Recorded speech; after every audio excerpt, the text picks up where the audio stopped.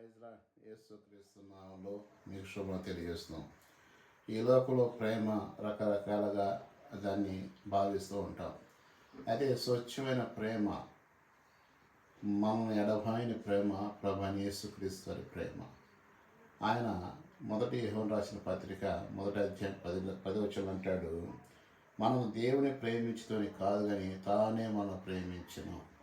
సహజంగా మనం ప్రేమిస్తే ప్రేమిస్తారు, కానీ ప్రభువైన యేసుక్రీస్తు వారు మనం ప్రేమించాడు కాదు, మన పాపములు ఉండగా తానే మనం ప్రేమించి తర్వాత అంటాడు,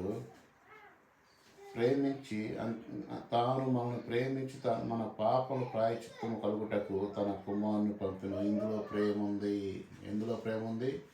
దేవునిలో ప్రేమ ఉంది. అంటే తన కుమారుని పంపి మన కొరకై, మన పాప నిమిత్తం ప్రాయశ్చిత్తం కలుగుటకై కలవరి శిలువలో నీ కొరకు నా కొరకు రక్తం కార్చి సమాధి చేయబడి తిరిగి లేచి పునరుద్ధానుడై ఆరోహణై మన తిరిగి రానున్నాడు. మనందరం తీసుకెళ్ళటానికి మనం ఏం చేయాలి? మనం సిద్ధపడాలి. తాను మనం ప్రేమించిన దేవునికి మన విధేయత చూపించడం మన ధర్మం. ఈ మాటలు దీవించిన కాక